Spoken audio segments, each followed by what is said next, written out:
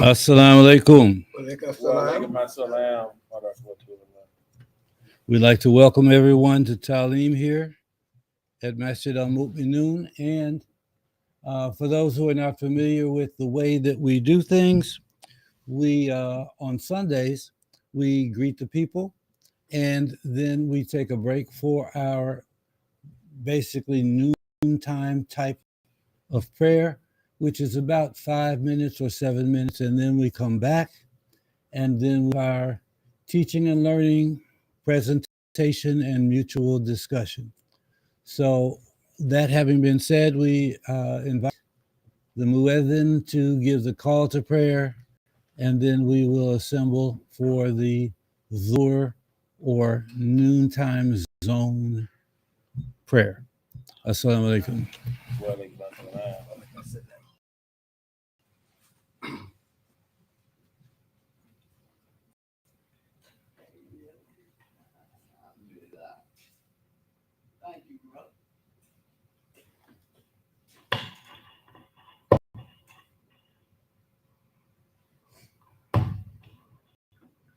Allahu Akbar, Allahu Akbar, Allahu Akbar, Allahu Akbar.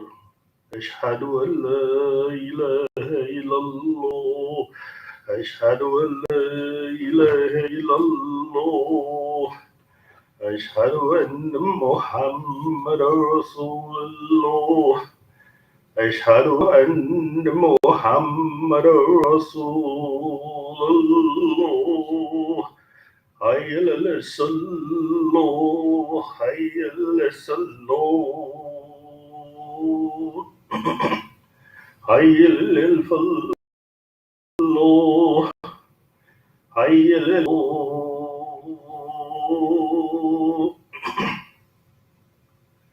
الله أكبر الله أكبر لا إله إلا الله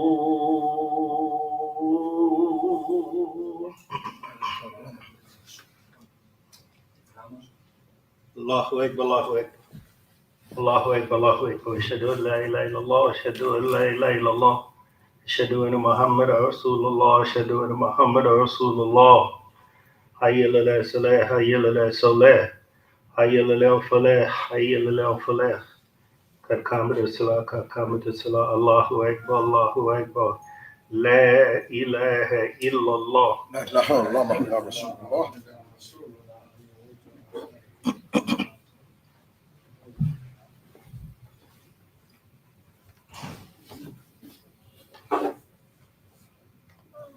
All right, let's look at our lines to make our lines straight and close in. Brothers to the left.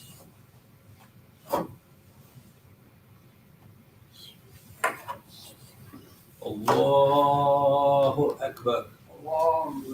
الله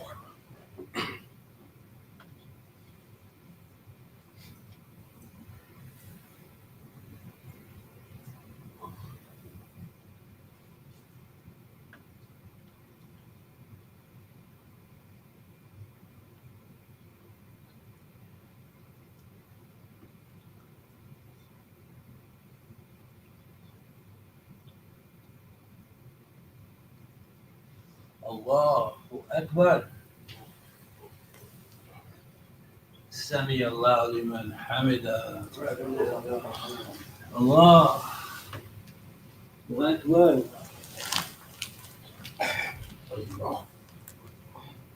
Allahu Akbar. Allahu Akbar. Allahu Akbar. الله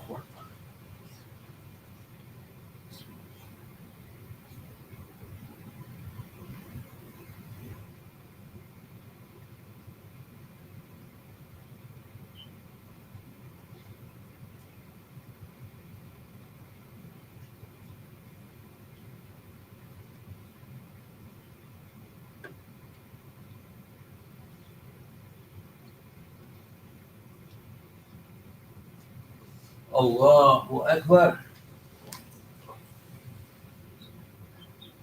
سمي الله لمن حمده. الله أكبر.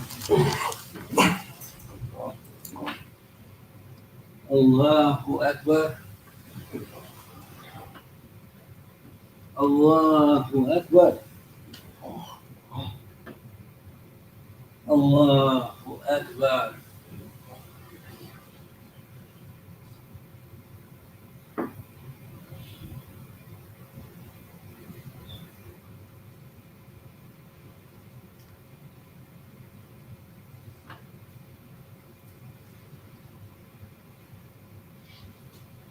الله أكبر.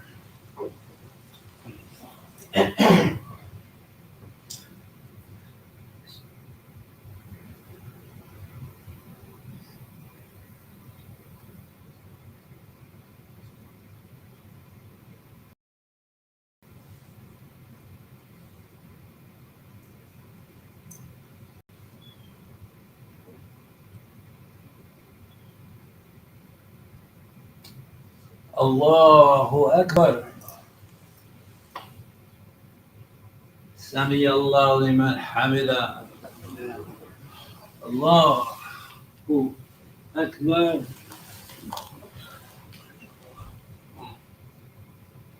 الله أكبر. الله أكبر.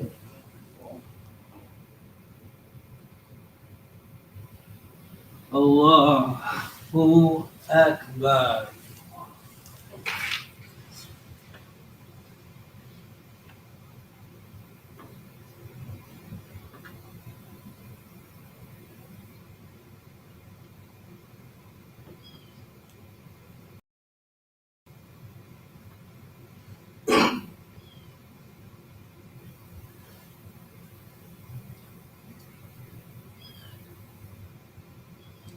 الله أكبر.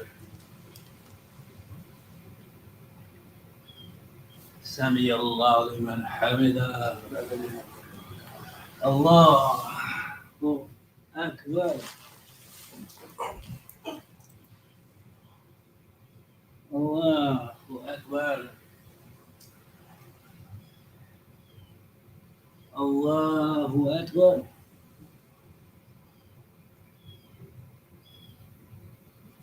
الله أكبر.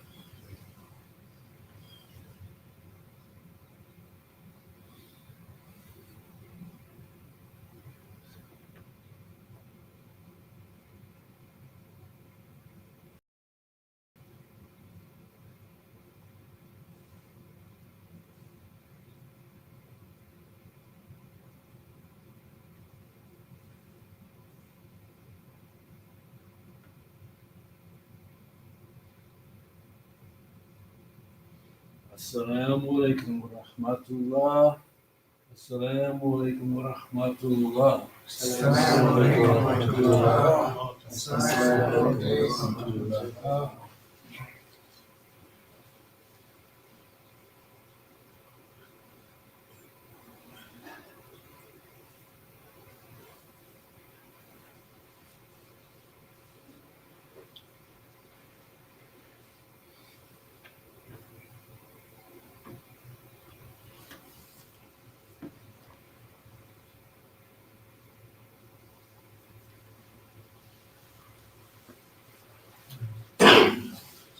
وعليكم السلام.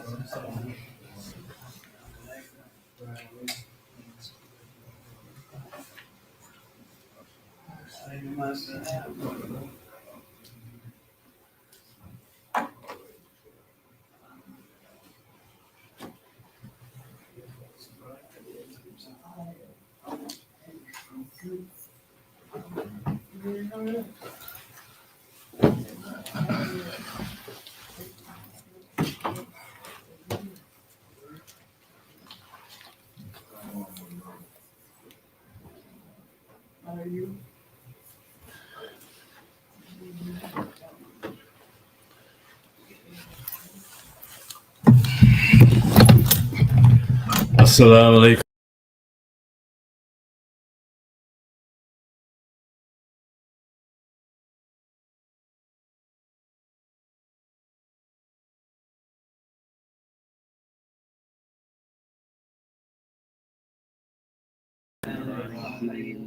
الحمد لله رب العالمين الرحمن الرحيم مالك يوم الدين إياك نعبد وإياك نستعين اهدنا الصراط المستقيم صراط الذين أنعمت عليهم غير المغضوب عليهم ولا الضالين آمين.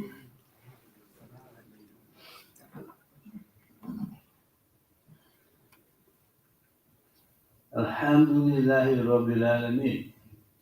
All praise is due to Allah, Lord of all systems of knowledge. Normally, our Taaleem is a discussion of the topic matter presented 2 days prior at the Friday Juma session, and so it is today. However, the presenter from Friday, Imam Muhammad Amin, is not feeling his best, so he elected to let's stay home, so I will be filling in for him. So, one of the things that I usually do is ask for takeaways from the Friday khutbah or sermon for those who were here. I, in fact, was here for at least half. I arrived a little late, but I was in the lobby. I heard a lot of particularly a lot of short quotations on the topic. And I'd like to, before going any further on that, I'd like to ask, is there anybody else here who would like to contribute any takeaways that you recall from the presentation from Imam Amin 2 days ago? So we don't want to have people fighting over the microphone. So the topic was the same as what's on the whiteboard over there. The best of you are those who learn the Quran and teach it. So before going any further, I'd like to say, first of all, for myself, I have a teaching position. I'm on the Imam staff, so I give teaching presentations. Also in the public schools, I have a teaching position. So if I teach some Quran, does that make me better than everybody else?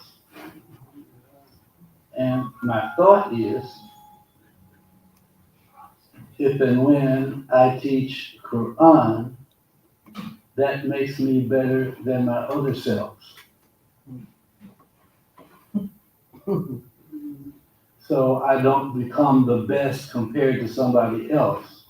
I become the best compared to the self I could have been if I was doing something else. So I would like to suggest that each of us, that when we learn and teach the Quran, we're at the best of ourselves. And because we can be something other than the best of ourselves, to be quite frank about it. That was the best of you. Now, I'm assuming that we automatically take it in terms of the best one out of the group. But could it be the best of myself? The best of your own self? Bringing out the best of you. Because if you got something better in you that's better than the Quran, I'd like to know what it is. Are those who learn. The best of you are those who learn. I do remember Imam Muhammad Amin Friday said, if you don't practice it, you haven't really learned it. You might have memorized some words, but you haven't learned it. If you have learned it, you probably, as I took it, you have probably come to the conclusion that it's best to practice it. So the best of you are those who learn. That's first of all, you have to learn. It's hard to teach the Quran if you haven't learned the Quran. And when I say learn the Quran, that means practice it. I'm just having a thought now about medicine and doctors. When, to my understanding, I haven't been this route, but I've been around people who've been this route, and I've seen some things on TV and movies and whatever. When you learn the courses in medical school, you don't get all this. They got to observe practice. When you learn the classroom lessons in medical school, you can get you a degree, but you get a degree without a license. Then when you do an internship or a residency with somebody more advanced, observing you, and they see that you are practicing what you have learned, and you're doing that effectively, then you get a license to practice. Something to think about. The best of you are those who learned the Quran. You know, in the process of living, we learn a lot of stuff. We learn words we shouldn't learn. Right. Is that right? That's it. And we have an opportunity to learn the words from Almighty God, the Lord of all systems of knowledge. But we have the opportunity to learn street knowledge, to learn foolishness, to learn the lyrics to songs. Is that right? You know, a lot of people, if we start the first few words of a Motown oldie, the people can finish the line, Right. right? I've got sunshine on a cloudy day. That's all you have to do. Mind, just about finish the song, right? So there's a lot of learning, there's a lot of words, but the Quran has not been surpassed. The best of you are those who learn the Quran and teach it. Does that mean you can't teach it unless you're behind a roster? Does it? No, it doesn't. You can teach it when you're ready to teach it. You don't have to be behind a roster. You don't have to be given a title. But be aware, you might have read something, because I've heard some people that are supposed to be authorities telling people not to try to teach the Quran. The basic theory that is behind what they say, you might mess something up. You might not have it perfect. So, is it that you shouldn't teach the Quran unless you have it perfect? And who has it perfect? And how do you know? You know, the Quran is more than pronunciation. Pronunciation is part of it. But the Quran is guidance. The Quran is principles. The Quran is information. But the Quran says for sure that it is guidance. Or it contains guidance. So you shouldn't teach guidance because you haven't learned 17 rules of tajweed or some particular schematic structure. No, the best of us, or we are at our best when we learn the Quran and teach it. Folks, I messed up.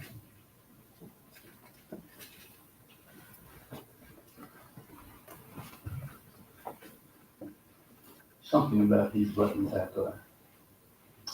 why the best of you are those who learn the Quran and teach it. Why?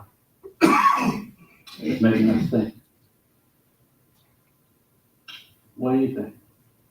What goes with that to make it all make sense?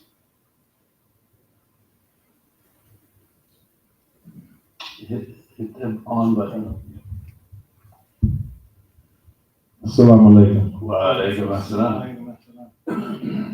Alhamdulillah, all praises to Allah.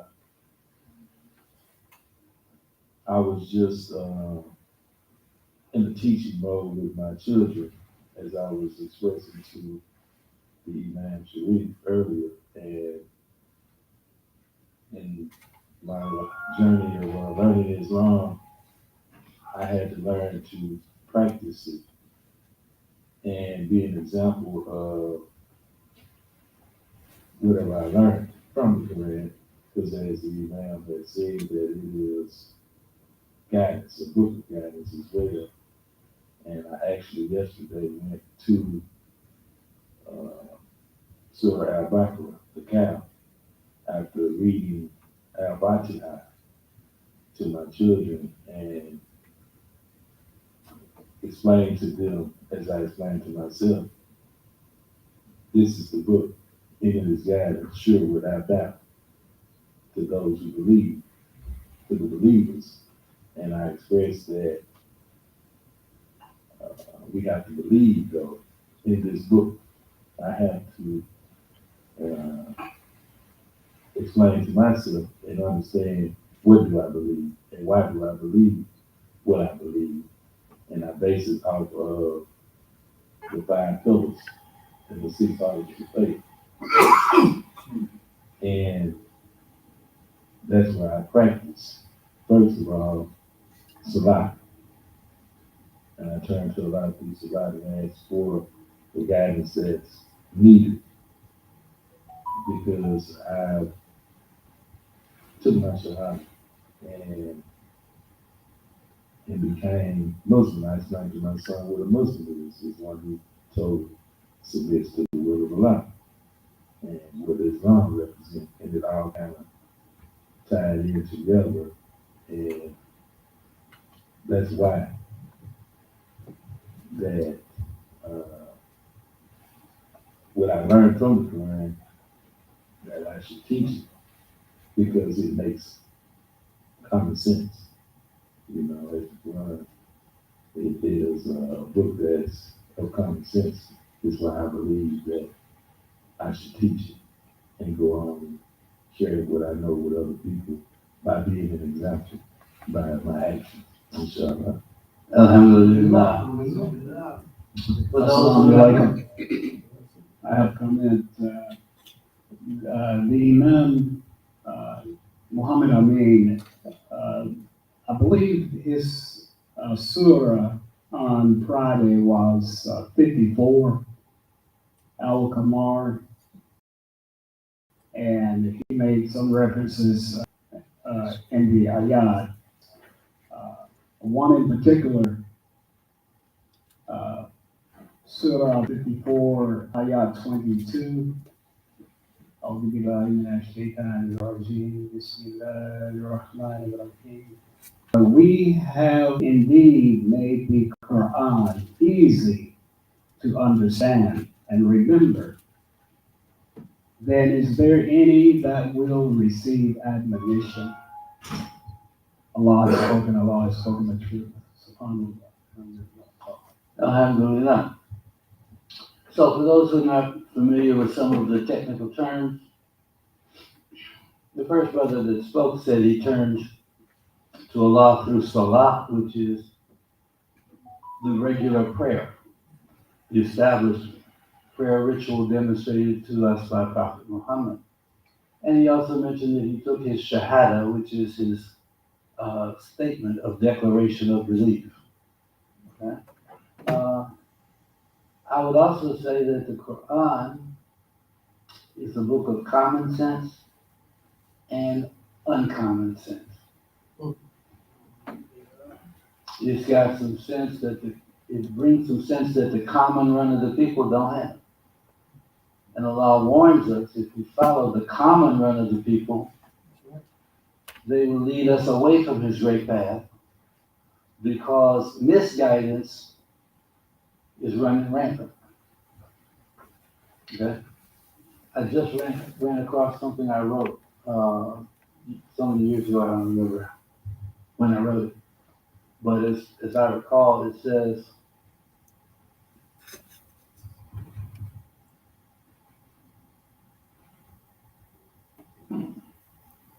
it was something negative. I'll just say falsehood. That's not what it is. Falsehood is running wild, tricking many a child, running around, bringing hell up because they never developed. So there's a bunch of stuff running around for people. It brings to mind a conversation I had recently on the subject of parenting, and the person was asking me my opinion about teaching children, and was making reference to some canned package of books to doctrine, which I thought probably came from some school of thought somewhere that decided to package a package away to teach. And what I found myself suddenly saying was, why not teach the way Luqman taught his son in the Quran? So it just kind of came out naturally. And it makes sense, because the way Luqman taught his son about Tawheed wasn't really following any of these canned schools of thought that write essays on Tawheed, right? But I could not have come up with that comment if an appreciation for Luqman, Surah Luqman, wasn't already in me. I hope that makes sense. Once it's in you, it can come out of you.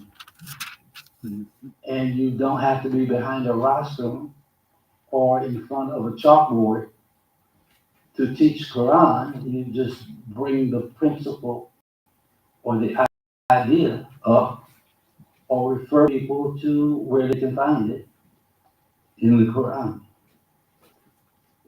So, maybe we've already answered this question. What is the Quran for in the first place? It's for guidance. It's for guidance. That's what it's for. So the benefit is to help a person who might be somewhat misguided or using in their life some substitute for guidance, since the guidance has a particular point of guidance hasn't come to them, and sharing with them the guidance which is for their benefit. I recall that the Prophet Muhammad sallallahu alaihi wasallam, may Allah be pleased with him and exalt him and grant him peace. Prophet Muhammad said something to the effect that it is better for you, for a person to be guided through you, than to have some number of red camels, which red camels were supposed to be like a Mercedes or something. Okay, valuable thing. So it's very valuable for a person to be guided through you, and the Quran is a book of guidance, in that the Quran and Quranic concepts can come through you to somebody else. Is valuable to us. You ever felt good about what you just did? Yeah. So if you find Quran flowing through you to somebody else, you feel good. And when you feel good, you don't do desperate things. The people who do done desperate things to their own self, they're not feeling too good. Therefore, they try to get a good spirit out of a bottle, or smoke something, or whatever. I've seen some people who were so misguided they go into clown buffoon mode in order to feel good. They come to me twice a week. But it happens. You get so far darling or astray that you're trying to find self-value in being a buffoon. Thought patterns. Does the Quran deal with thought patterns? Oh, yes. Absolutely. Absolutely. Are thought patterns systems of knowledge? Yes. Bad knowledge or good knowledge, okay? But a thought pattern, usually you take something you know and you go somewhere with it. One of the things I learned from logic class, it's a real simple thing, is that the therefore symbol is 3 dots. 3 dots. Dot, dot, dot. Now, my logic professor didn't say this, but I said it to myself. Maybe that stands for this, that, therefore. 3 dots. Because anytime you're doing this, that, therefore, it's logic. It can be good logic, it can be stupid logic. But it's this, that, therefore. I saw this, I think this, therefore it must be. It's logic. So logic with bad knowledge to start with, where's that going to go? Logic with guidance to start with, where's that going to go? Are they the same? Absolutely not. So Quranic intake can be curative to replace bad thought patterns with better thought patterns. Does that make sense? Now, what's in you and me? Let's think about it. What's in you and me? I had an experience with my colleagues in a meeting where we were all gathered together to respond to a traumatic situation. And of course, my colleagues at work are primarily church people, right? And they were using the expression, it's in me, frequently, like it was commonly shared expression. And they would say, it's in me. And my first thought was they were talking about the Holy Spirit. It's in me. But then the way they were using it, it couldn't be. They would say something like, I want to do right, but it's in me. Uh-huh. So I said, okay. That reminds me of some things I've heard in the masjid where people were saying stuff like, the old me is about to come out. You know, they'd have a Muslim name and then a pre-Muslim name.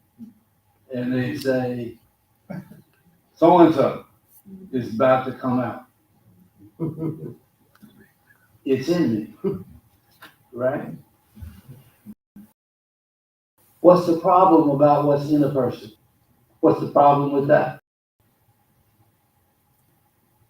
It might come out. When I mean come out, it might manifest itself in action and behavior. In other words, like Mustafa used to say, Mustafa would do one thing, but Thomas Van would do something else, because that was his previous name, right? So one of the things from Mustafa was like, you don't want Thomas Van to come out, right? But it's in us, for a lot of us, you know. I mean, there's something in the Quran that implies a little negativity about a person who gets some blessing, and they say, all evil has left me. Maybe not. So why do I have the word spices up here? I've been around some people from some other part of the world. And not everybody now, but some individuals. They have so much spice in them. It's in their breath, it's in their sweat, it's in their clothes. You know, you walk around them and it's curry or whatever the spice is. They're just exuding curry. And I've run across confirmation someplace that you get certain stuff in you, it'll come out in your sweat. They do drug tests and they say you get certain stuff in you, it'll come out in your urine. Is that right? So once it's in you, it's subject to manifest itself through you. Does that make sense? I've been around people who have so much profanity in them, it comes out when they express themselves and they're not even conscious. They swear, I swear I didn't curse. And their partner say, yeah, you did. You said such and such and such. But once it's in you, it's so much a part of you, it becomes automatic. Street life. Street life has thought patterns. You can think street style. Human beings are out there thinking street logic. Does that make sense? So street behavior comes out automatically because street logic is inside. Street words make people. Make street thought patterns. It leads to street behavior. It leads to street consequences. Right? So, now this is a slide that I've had for years.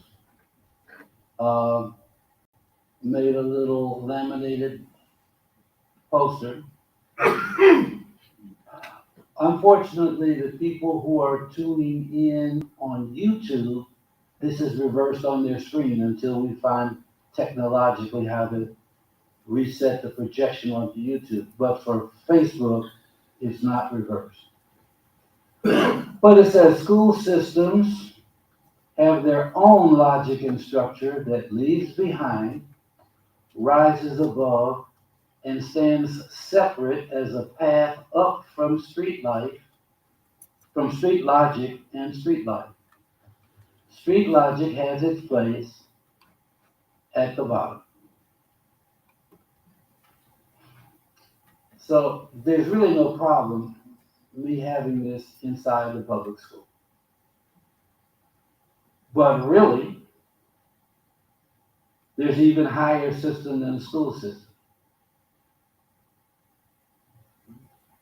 But you're only supposed to limit your testimony in public education to things that will not conflict with the parental private choice of who they want to be the spiritual teacher for their child.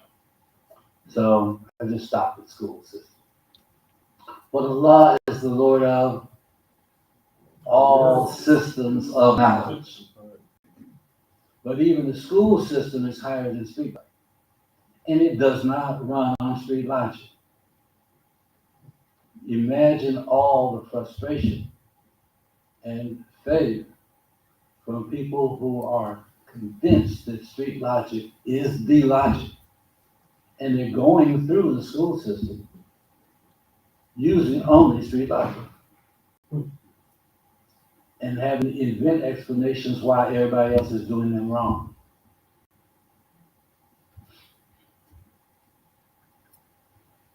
Again, this is another thing from the classroom. So Imam Amin is not feeling well today, and I had to substitute on short notice. So I basically went through some things that I already had that might fit with this topic. Okay. Position according to the school system is not determined the way position is determined in the streets. And the same thing with closeness to Allah. I hope I didn't go too far, too fast with that. Position in the school system is not determined the way position is determined in the streets. Everybody in the streets is a full-fledged person, according to them, and there's no referee, right? And conflict is personal, right? But in the school system, everybody is a person to some degree, but there are established positions that matter. Because you're in the fourth grade, you are not the superintendent. Everybody finds out what their position is for the year at the start of the year. If they give you a schedule of classes to take, that's what you do that year. If they give you a schedule of classes to teach, that's what you do that year. If they give you a school to administer, that's what you do for that year. Now, the next year might be different. But you get your assignment for that year at the start of the year. And it's real, except for those who don't even really consider that. Does that make sense? So, does the Quran talk about levels? Yes. Ah, yeah. The Quran wakes us up to levels. Okay? Religion is vertical. Religion is not horizontal. The people at the bottom think horizontal. Everybody else, why you single? Why you single me out? I just doing what everybody else does. So the common run of the people is high value to them. Now, again, what's in you and me? And is it Quran? And is it a mix? I mean, if it's a mix, let's just be real about it. If it's a mix, can we affect the mix? Yes, we can. Can we pretend the mix to be other than what it is and change it instantly, or does it take time? It takes some time, but internalizing the Quran is an investment that is worthwhile. Because words make people. So if you are Quranic, the more Quranic you are, the more you're at your best. Trying to remember some lyrics I wrote. I know I had it written before A Time to Be Grateful was here in Memphis in 2014 because I recited it. Right. Something about you're full of that gin. Gin with no tonic. The reason you're in the mess you're in is because you ain't Quranic. Makes a difference. It's another thing from the classroom. No licensed profession or advanced system like medicine, education, architecture, law runs on FAST, feelings and simple thoughts. FAST, of course, stands for fast, right? Think about it. But Allah runs an advanced system, right? Not an advanced system, all systems of knowledge, Yes. which is super advanced, right? Yes. Now, do we have a profession? And can you have a profession if you have nothing to profess? What does it mean when you profess something? You declare it and you share it. If you declare and share that there's no God but Allah, you're professing. So everyone can be a professor when you're ready to profess.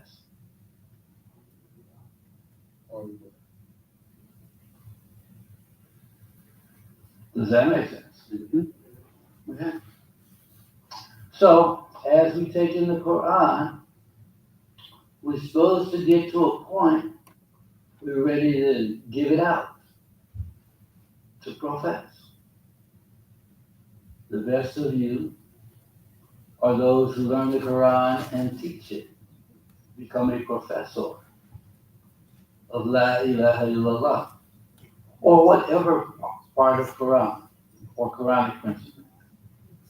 So now, here we go. Please do not answer this. This is a trick question. I'm just telling you in advance. Something to think about though. Do you have a teaching license?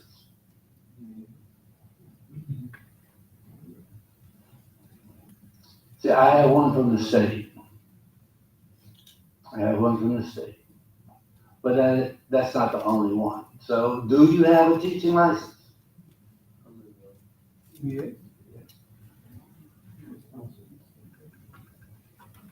So are you licensed to teach within a law system? Yes. So I'm licensed to teach within two systems. I got the public school system and I've got the universal system. Right? One license is on paper and another license doesn't need to be on paper. Hope that makes sense. But it's important that we all realize we are licensed to teach. We are licensed to teach. We should be professors by now.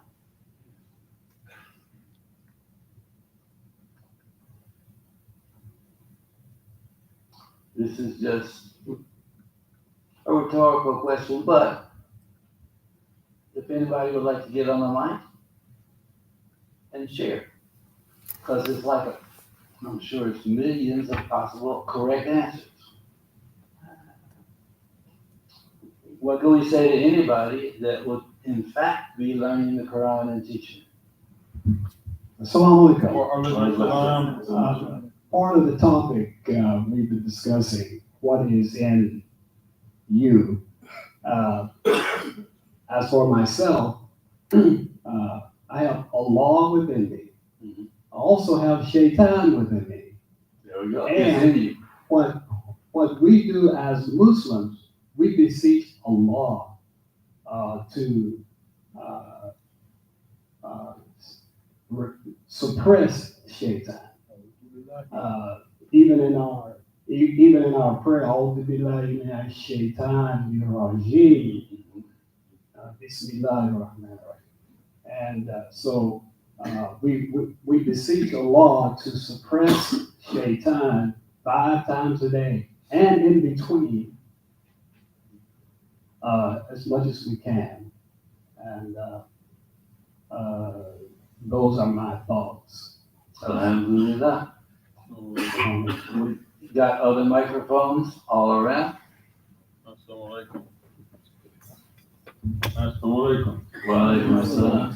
So, my perspective, you can carry a message without saying a word. Mm. I carry a message in my dress. Mm-hmm. When they see me coming, they already know who I am, what I'm about. Some of them respect it, some of them don't. I respect the ones who respect it.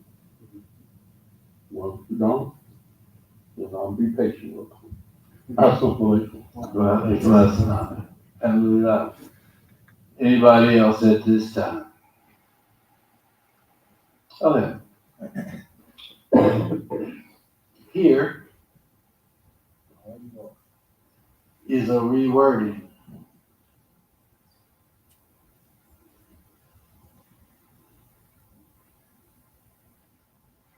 It's not a licensed translation from any licensing institute.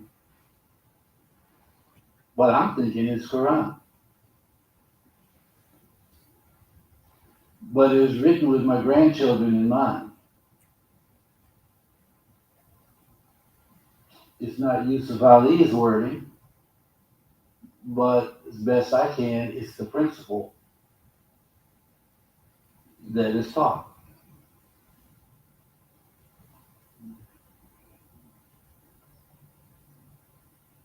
And when I translated Al Quran as the reading in red,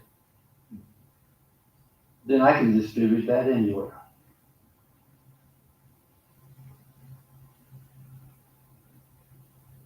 Especially any place that reading is claimed to be valued.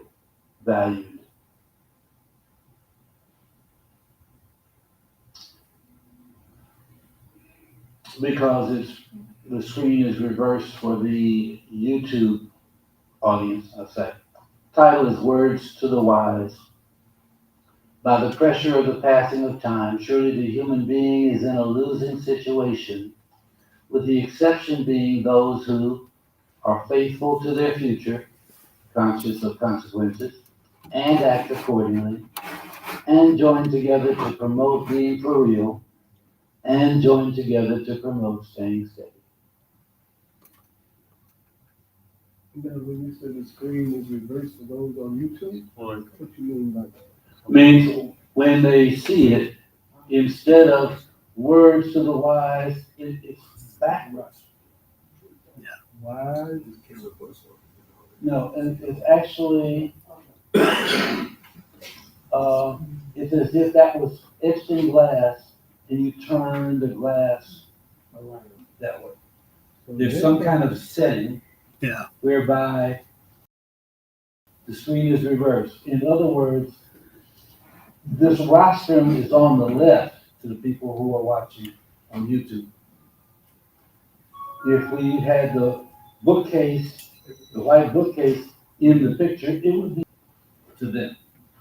It's like when you take a selfie, that you fly. So it's like a mirror reverse image. Can the people on YouTube really actually see the language as it is on the screen? They see, but they see what's on the screen, but they don't see it as it is on the screen. They see it as if they were looking at it from the other room behind the screen. So Mahaj is working to find out what has to be changed on the setting, because it's the same camera that goes to Facebook.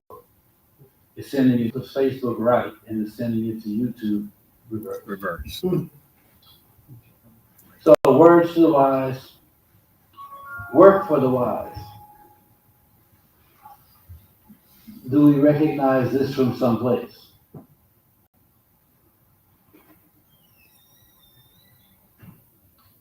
Establish your own character upright yourself, in line with the life ode to your Creator's design for the originally patterned nature, the one on which He created mankind. Let there be no change in the nature He put in His creation. That is the standard life ode to the Creator of your nature, but most among mankind understand not. That's 30-30.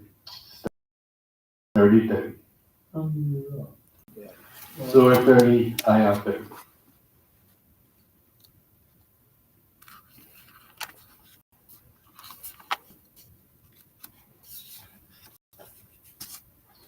The heart that excuses self will accuse other than self.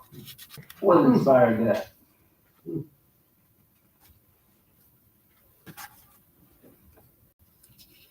What in the world led me to put that together? I never had a teacher tell me that. Any ideas? Well, I was gonna bring up about the 3 cells, and if you know those 3 cells, then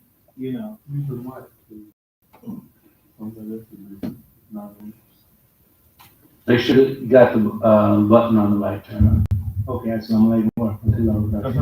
No, I was thinking about the 3 cells we talk about all the time. Nefsu, Lawama, Nefsu, Nefsul Amara. Nefsul Amara, Nefsul Lawama, Nefsul Mutmainna, and of course the animal self and the self-accusing spirit and the one that's pleasing to Allah. And so, if you don't distinguish those, then you'll be accusing people all the time. Exactly. Yeah. So it was teaching about the existence of a self-accusing spirit, which all my street life never brought to my attention anything about there even being a self-accusing spirit. But once that got in me, this is how it began to come out. So, alhamdulillah, so you were saying that in the street life that you never had, or never aware of a suffocating spirit. Exactly. But me being raised in the church, I was, I developed a conscience, or by right or wrong, even in the church life. So I had a conscience. So most of my life, I tried to be a moral person. Tried to have some, decent morals. I didn't always have them. I had some experience in street life as well. Mm-hmm. And use the street logic to survive out there. But I still had some character. Even when I was in street life, I wouldn't just do just anything. I think I had one sister tell me on clothes that told me, said, you a scuffler, not a hustler. Because the hustlers do anything to get money. Scuffler try to get, fairly legitimately. Fairly. That's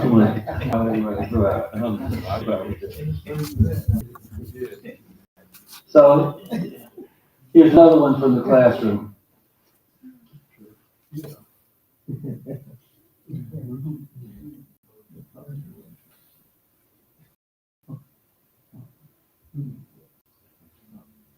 This would never have come out through me if the concept hadn't come in to me.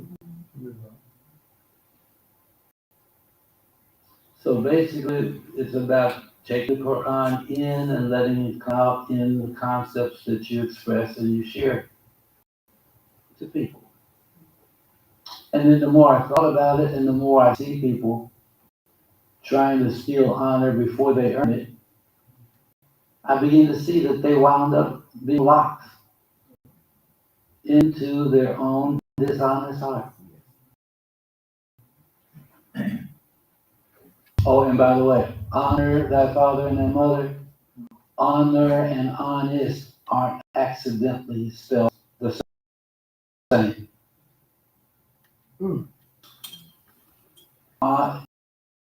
There is no honoring the honest with them. Honest, when you even get you into etymology and check the ancient root word, it's the same root word. Imam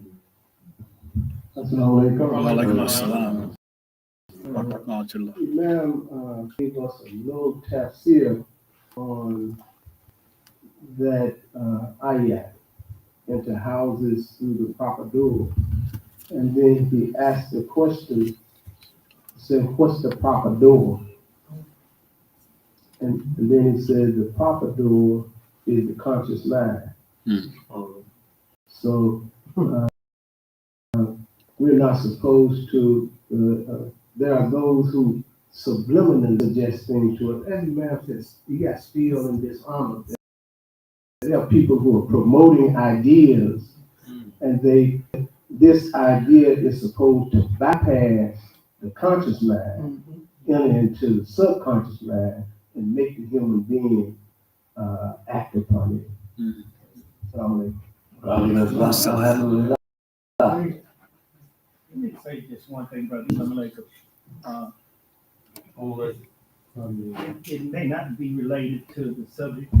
It may not be related to the subject per se, but I just wanted to mention that I remember you know, in the military, you get ribbons and elevated in degrees and everything like that.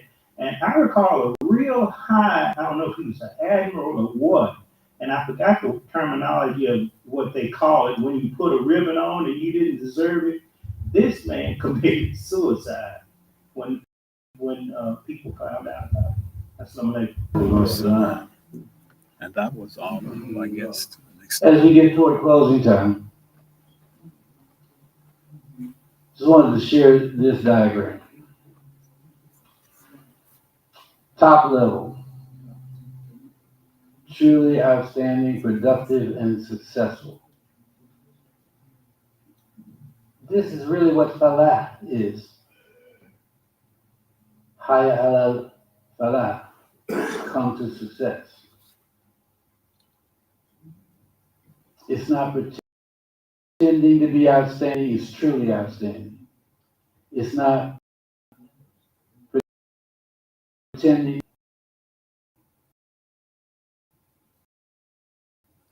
It's not claiming to be top level without producing. It's productive. And that's what falah is. When a tree grows up from a seed, it has not reached falah until it produces productive and successful when beneficial, productive increase that benefits society comes through them. At the bottom, the sideways.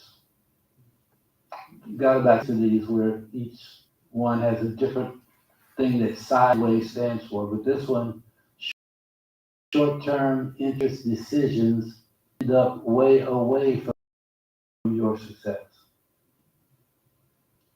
So people, and geometry says that the top level and the bottom level are parallel. When will they meet? And geometry says never. And high school students that have had geometry, they can answer that question. Ask them, when will they ever meet? The answer is never. And so just running sideways with the common run of the people will never be the success. You cannot get to the top being low level, true to low level. So strip in the middle, REAL.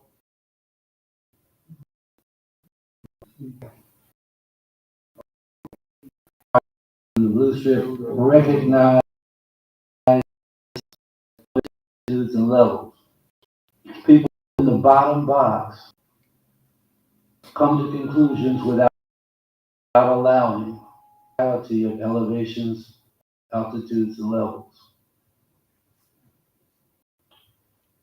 There is no people, there are no level people or teams that don't know about levels. Every champion number one be better than number in the conference. The people that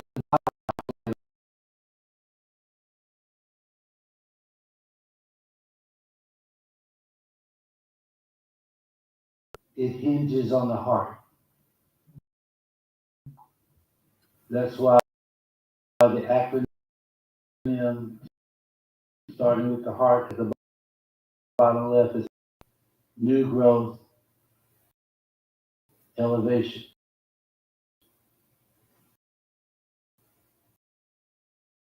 So it's hard to get learned until the heart gets turned, right? The heart is on going sideways. The heart will stop you from going up. if the heart is aiming on a high intention, that's the way to get to the top.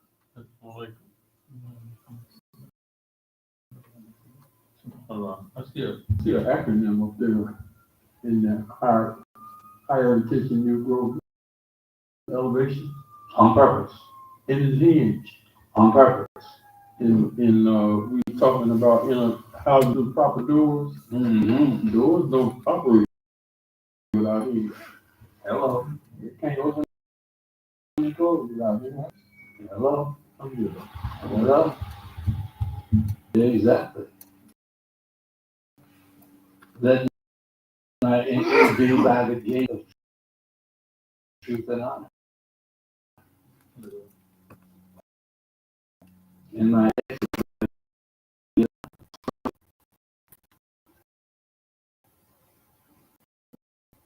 top.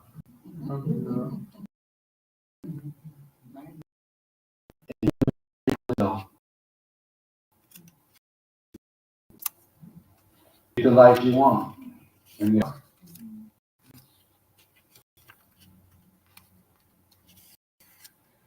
horses represent running wild.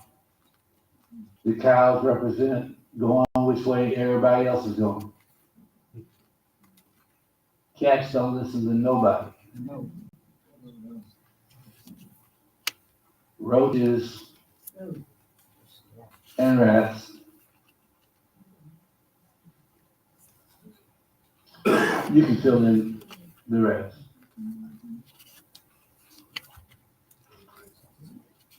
And Allah asks in the Quran, do you not have sense? Do you not use sense? And the Prophet told us that best utility that Allah created for us is the intelligence.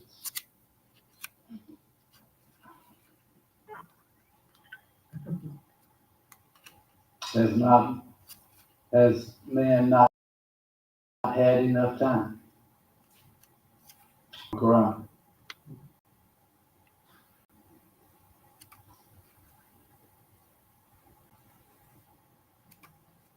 Any other comments before we close out? Questions, comments? Things to share? Any higher intention? This is a rhetorical question to be answered privately within self. I'd like to say something. That's what I like. I have intentions of continuing to be Muslim until I die.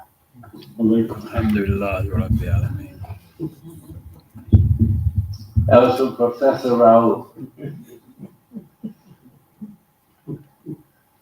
Raouf is the professor, the dresser.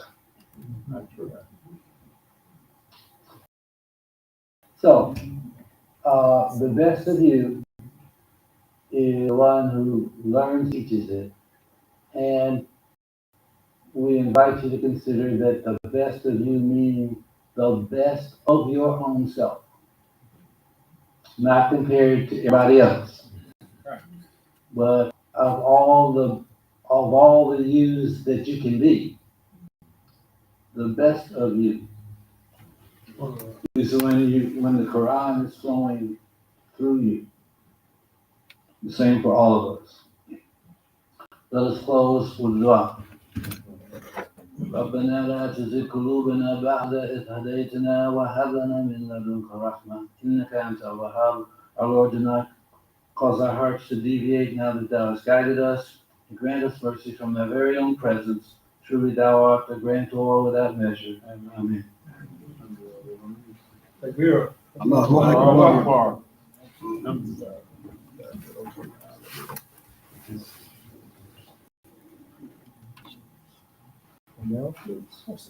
Are there any? I don't know. No one. Okay, Raul, that's an announcement. No, I have one. Assalamualaikum. You got community brunch. It's community brunch, right? Yes. Next Sunday. Right. That's good. From Friday. No. We're gonna have a superlative menu. For only $10, you will be pleased. No doubt. By all means. No, sir. No, sir. Assalamu You did well. alaikum. 11 o'clock. What is it, 11 to what, 12:30? Yes, sir. 11 to 12:30. Assalamu alaikum. Go ahead. Assalamu Wa alaikum alaikum. salam. I would like to say something about janazah that occurred yesterday. It was my very first janazah, and Imam Wali was the head on that janazah, and a lot of brothers came out to support, to help in the janazah, and it was quite an experience being my first one. I learned a lot about Allah. I learned a lot, and my wife asked me, "How do the sisters form their janazahs?" And if there is a sister that has ever formed a janazah, could you speak on it? Actually, you mean a ghusl, right? Ghusl? Yeah, the wash. Yes, ghusl, I'm sorry. We have a team of sisters that are very well versed on that and have done it in times, and we are available for any sister that needs that. Alhamdulillah. And if I might add, I believe that it is in the calendar for community affairs for the upcoming year, that there may be an update and a review on the procedure for the brothers and for the sisters. And we usually have it right here in the Musal. That's good.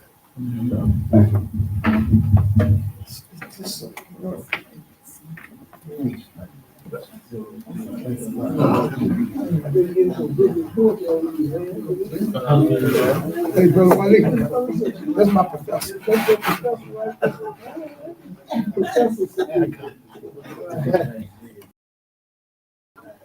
He didn't know he was like, I told him I showed him his degree.